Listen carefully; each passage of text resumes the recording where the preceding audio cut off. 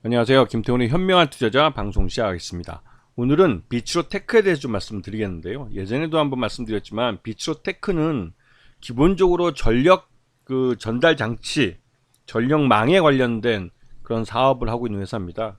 근데 이 회사가 요 근래 이제 어제 오늘 이틀 동안 급등했던 이유는 이 핵융합 발전소에 들어가는 부품을 납품하고 있는 이력이 지금 시장에서 부각되기 때문입니다. 이것도 또 다른 한편으로는 상온 초전도체에 관련된 테마로, 그러니까 파생된 테마로 볼 수 있는데요.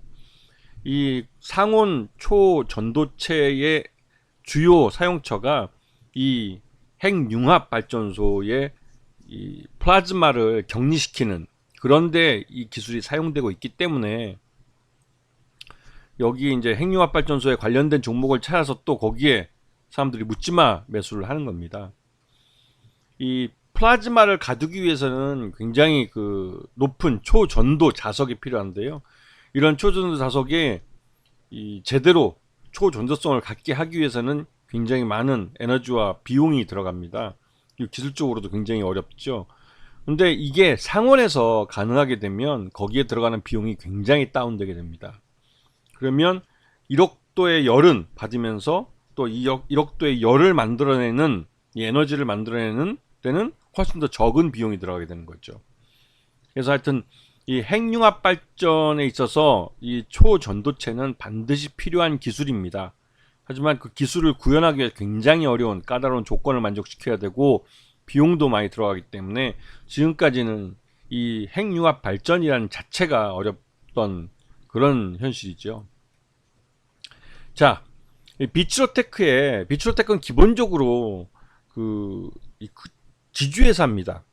계열사들이 다양한 비츠로셀이나 비츠로밀텍이나 이런 계열사들이 관련해서 이런 전력 공급망에 각각의 부품이나 어떤 부분을 맡아서 사업을 하고 있는데요. 그 전체를 아우르는 지주회사 역할을 이 비츠로테크가 하고 있습니다.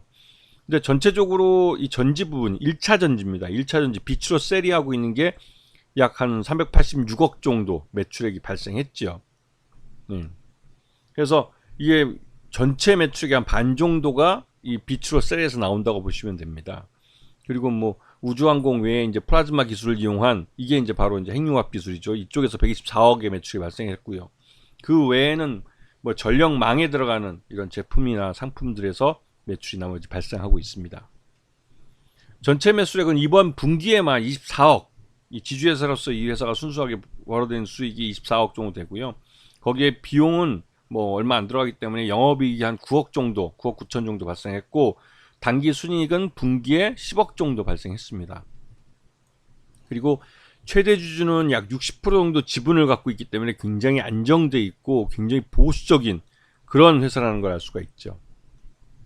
자, 이 비츠로테크가 1분기 실적 기준으로 봤을 때 적정 주가는 한 8,000원 정도로 평가됩니다. 그런데 오늘 주가가 빵 하고 뛰어 올랐죠. 이렇게 올라간 이유는 바로 핵융합 발전에 들어가는 이 플라즈마를 가둬놓는 그러한 기술, 여기에 우리나라 한국 연구진이 고온, 그러니까 상온에서 상압, 그래서 이제 이런 초전도 기술을, 초전도체를 구현할 수 있는 기술을 개발했다는 게 이게 하나 이슈가 되기 때문에 이 초전도 기술이 적용될 수 있는 부분에 어느 기업이 있는지를 투자자들이 찾고 있는 겁니다.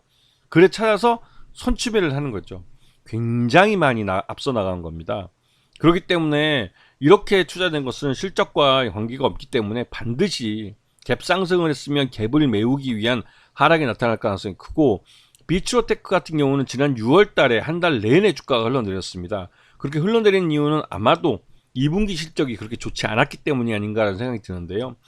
특히나 이제 한국전력이 투자 여력이 별로 없기 때문에 이런 전력망에 관련된 사업을 하고 있는 회사들은 한국전력이 투자를 줄이면 따라서 이제 실적이 나빠지는 그런 구조를 갖고 있어서 지금 솔직히 말씀드려서 비츠로테크는 전반적으로 한국전력과 주가 방향이 거의 비슷하게 움직인다고 보시는 게 맞을 것 같습니다. 그리고 지금은 이벤트적으로 이 테마바람을 불고 있는 건데요.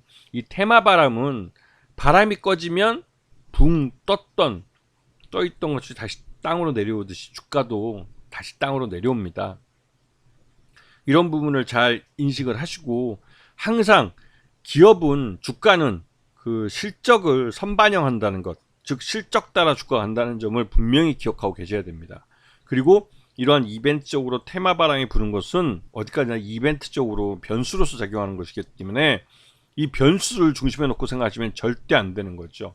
항상 중심은 실적이어야 합니다. 아시겠죠? 자, 오늘 방송 여기서 마치겠습니다. 감사합니다.